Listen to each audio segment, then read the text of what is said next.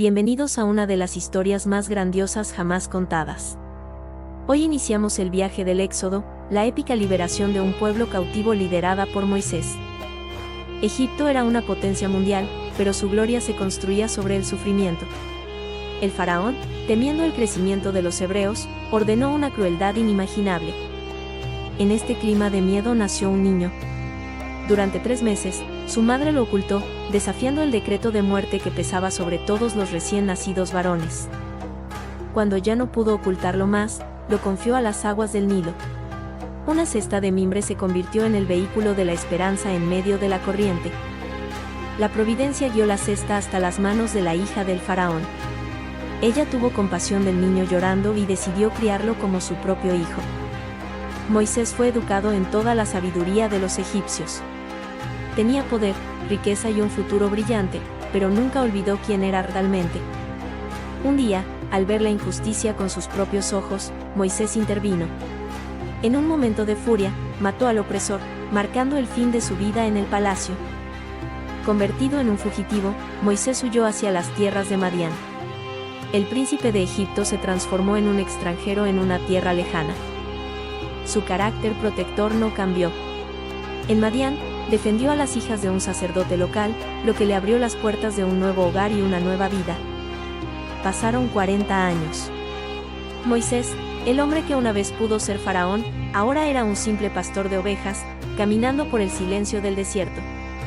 Pero el silencio se rompió en el monte Horeb. Moisés vio una zarza que ardía con un fuego sobrenatural, una llama que no consumía las ramas. Dios lo llamó por su nombre desde el fuego. Quita las sandalias de tus pies, porque el lugar que pisas, tierra santa es. El encuentro divino había comenzado. Dios le reveló su plan: he visto la aflicción de mi pueblo. Ve, yo te envío para que saques de Egipto a los hijos de Israel. Moisés ya no sería pastor de ovejas, sino de hombres. A pesar de sus dudas, Moisés aceptó la misión. Con su bastón en mano y la promesa de Dios en su corazón, emprendió el regreso al lugar que lo vio crecer. La batalla por la libertad está por comenzar. En el próximo episodio, Moisés se enfrenta al faraón y las 10 plagas caen sobre Egipto. No te pierdas la parte 2. Moisés ha aceptado su destino. Con el respaldo del Todopoderoso, regresa a la tierra que lo vio crecer, pero esta vez no como un príncipe, sino como el libertador de su pueblo. Dios no lo envió solo. Su hermano Aarón fue enviado a su encuentro, convirtiéndose en su voz ante el pueblo y ante el trono más poderoso del mundo. El primer encuentro fue tenso. Así dice el Señor: deja ir a mi pueblo. Pero el faraón, con el corazón endurecido, respondió con desprecio: ¿quién es el Señor para que yo le obedezca? Para demostrar el poder divino, Aarón lanzó su vara y ésta se convirtió en serpiente. Fue solo la primera señal de lo que vendría sobre la orgullosa nación de Egipto. Ante la negativa del faraón, comenzó el juicio. El Nilo, la fuente de vida de Egipto, se convirtió en sangre. Los peces murieron y el hedor llenó la tierra. Siguieron invasiones de ranas, piojos y moscas. Cada plaga golpeaba a un dios diferente de Egipto, demostrando que solo hay un Dios verdadero. El faraón pedía alivio cuando el dolor era fuerte, pero en cuanto la plaga cesaba, su orgullo regresaba. La destrucción de Egipto era inminente. La muerte llegó al ganado y dolorosas úlceras brotaron en la piel de los egipcios. Ni siquiera los magos del faraón podían mantenerse en pie ante el poder de Dios. Luego vino el granizo, una tormenta como nunca se había visto, mezclada con fuego que corría por la tierra, destruyendo todo a su paso. Una oscuridad profunda cubrió a Egipto durante 3 días. Nadie podía verse ni moverse, pero en las casas de los hijos de Israel había luz. El juicio final se acercaba. Dios dio instrucciones finales: cada familia debía sacrificar un cordero y marcar los postes de sus puertas con su sangre. Era la institución de la Pascua. Cuando yo vea la sangre, pasaré de largo. La fe de un pueblo se ponía a prueba en medio de la noche más oscura de Egipto. A medianoche, un gran clamor se levantó en todo Egipto. La 10ª plaga, la muerte de los primogénitos, obligó finalmente al faraón a ceder. «Salgan de en medio de mi pueblo», gritó el faraón. Los hebreos partieron esa misma noche, llevando consigo sus tesoros y su libertad recién recobrada. Egipto ha quedado atrás, pero el peligro no ha terminado. En el próximo video, veremos el milagro más grande, el cruce del Mar Rojo. No te pierdas la parte 3. Israel ha salido de Egipto, pero la libertad aún no está asegurada. El faraón ha cambiado de opinión y su poderoso ejército viene tras ellos. Se avecina el milagro más grande de la historia. El arrepentimiento del faraón fue corto. Traigan mis carros, ordenó. Con 600 carros escogidos, el ejército más temido de la antigüedad se lanzó a la caza. El pueblo se llenó de pánico. Ante ellos, el mar infranqueable, a sus lados, las montañas, y detrás, el rugido de los carros egipcios. Se sentían atrapados. No teman, gritó Moisés. Manténganse firmes y vean la salvación que el Señor les traerá hoy. Los egipcios que hoy ven, no los volverán a ver nunca más. La presencia de Dios se interpuso como una barrera. Oscuridad para los egipcios, pero luz brillante para los hijos de Israel durante toda la noche. El escenario para el milagro estaba listo. Entonces, Moisés extendió su mano sobre el mar. El Señor envió un fuerte viento que dividió las aguas, formando murallas a derecha e izquierda. Israel comenzó a caminar por el medio del mar en seco. Fue una marcha de fe entre muros de agua. Millones de personas cruzaron el abismo, protegidos por el mismo poder que los sacó de Egipto. La libertad estaba a unos pasos. Los egipcios, en su ceguera y furia, los siguieron al interior del mar. Pero el Señor miró desde la columna de fuego y sembró la confusión entre ellos. Sus ruedas comenzaron a trabarse. Moisés, extiende tu mano, ordenó Dios. Al amanecer, el mar volvió a su lugar con toda su fuerza. Ni un solo soldado del ejército del faraón quedó con vida para contarlo. En la otra orilla, Israel vio el gran poder de Dios. El miedo se convirtió en reverencia y la angustia en una alegría que no podía contenerse. Eran finalmente libres. Un canto de victoria estalló en el desierto.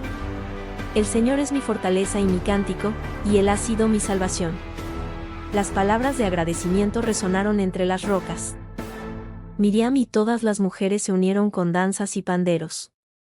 El eco de su celebración marcaba el nacimiento de una nueva nación bajo el cuidado de Dios. Egipto había quedado sepultado bajo las aguas. Israel ya no era un pueblo de esclavos, sino el pueblo elegido de Dios, listos para enfrentar lo desconocido. Pero el viaje apenas comenzaba. El desierto de Sur los esperaba, y el destino final era el monte Sinaí, donde Dios les entregaría su ley. La libertad trae nuevas responsabilidades. En el próximo video, veremos el encuentro más sagrado en el monte Sinaí y la entrega de los 10 mandamientos. No te pierdas la parte 4. El mar quedó atrás, pero el desierto presentó nuevos desafíos. Hambre, sed y cansancio pusieron a prueba la fe de Israel camino al monte de Dios. Dios proveyó milagrosamente. Hizo llover pan del cielo, el maná, y brotar agua de la roca seca. Su cuidado fue constante a pesar de las quejas del pueblo. Al tercer mes, llegaron al desierto del Sinaí. Allí acamparon frente al monte donde Dios prometió hacer un pacto eterno con ellos. Al tercer día, una nube espesa cubrió el monte. Truenos, relámpagos y un sonido de bocina muy fuerte hicieron temblar a todo el pueblo. Dios había descendido en fuego. Y Dios habló desde el fuego: Yo soy Jehová tu Dios. No tendrás dioses ajenos delante de mí. Los 10 mandamientos fueron proclamados con su propia voz.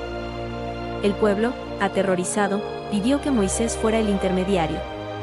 Él subió al monte y permaneció allí 40 días y 40 noches recibiendo la ley. Pero la espera fue demasiado larga para la fe frágil del pueblo. Creyendo que Moisés había muerto, exigieron a Aarón un Dios visible que los guiara. Fundieron sus joyas y crearon un becerro de oro. Estos son tus dioses, Israel, gritaron, rompiendo el pacto apenas días después de haberlo jurado. Moisés bajó del monte y al ver el becerro y las danzas, su ira se encendió. Arrojó las tablas de la ley de sus manos y las quebró al pie del monte. Tomó el becerro que habían hecho, lo quemó en el fuego y lo molió hasta hacerlo polvo. El pecado tuvo consecuencias graves ese día. Pero el amor de Moisés por su pueblo fue grande.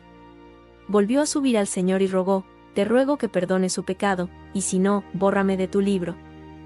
Dios escuchó su intercesión. Le ordenó labrar 2 nuevas tablas de piedra y renovó su pacto con Israel. La misericordia triunfó sobre el juicio. Cuando Moisés bajó por segunda vez, no sabía que la piel de su rostro resplandecía por haber hablado con Dios. Tuvo que cubrirse con un velo ante el pueblo. Con el pacto restaurado, comenzó la gran obra, la construcción del tabernáculo, un lugar para que Dios habitara en medio de ellos. Todo está listo para el gran final. En el último video, veremos la construcción del tabernáculo y el momento glorioso en que la presencia de Dios lo llena. No te pierdas el desenlace. Hemos llegado al capítulo final de nuestra travesía por el Éxodo. Con el pacto renovado, el pueblo de Israel se une en un solo propósito: construir una morada para el Dios vivo en medio de ellos. El corazón del pueblo rebosaba de gratitud. Trajeron tantas ofrendas voluntarias que Moisés tuvo que pedirles que se detuvieran. Era una obra hecha por todos y para todos. Dios llenó de su espíritu a artesanos hábiles para diseñar cada detalle. Cada clavo, cada cortina y cada utensilio fue fabricado con una precisión sagrada, siguiendo el modelo mostrado en el monte. En el corazón del santuario estaría el arca del pacto, el lugar donde se guardarían las tablas de la ley y donde la presencia de Dios se encontraría con su pueblo. El tabernáculo se llenó de símbolos de la provisión divina, el candelabro de oro para iluminar el camino y la mesa con el pan, recordando que Dios es quien sustenta la vida. Frente al velo, el altar del incienso representaba las oraciones constantes del pueblo subiendo hacia el trono celestial. Una atmósfera de adoración llenaba el aire. Un velo majestuoso separaba el lugar santo del lugar santísimo. Recordaba la santidad de Dios y la necesidad de un mediador para acercarse a su gloria. En el atrio exterior, el altar de los sacrificios y la fuente de agua enseñaban que el perdón y la purificación son necesarios antes de entrar en la presencia del Rey. Finalmente, en el primer día del primer mes del segundo año, todo el tabernáculo fue erigido. Cada pieza encajó perfectamente, tal como el Señor lo había ordenado. Moisés vio toda la obra, y vio que la habían hecho tal como el Señor había mandado, y los bendijo. La casa de Dios estaba lista para su dueño. Entonces, una nube cubrió el tabernáculo de reunión. La señal visible de la aprobación de Dios descendió ante los ojos de todo el pueblo de Israel. Y la gloria de Jehová llenó el tabernáculo. El Dios que los sacó de Egipto, que los guió por el mar y los alimentó en el desierto, ahora habitaba en medio de ellos. De día la nube de Dios estaba sobre el santuario, y de noche el fuego estaba sobre él, a vista de toda la casa de Israel en todas sus jornadas. Su presencia era su guía. Desde el Nilo hasta el tabernáculo, hemos visto la mano de Dios transformando a una multitud de esclavos en una nación libre y consagrada. Una historia de fe que perdura por siempre. Gracias por acompañarnos en este viaje por el Éxodo. Que la misma presencia que guió a Israel te acompañe en cada uno de tus caminos. Hasta la próxima.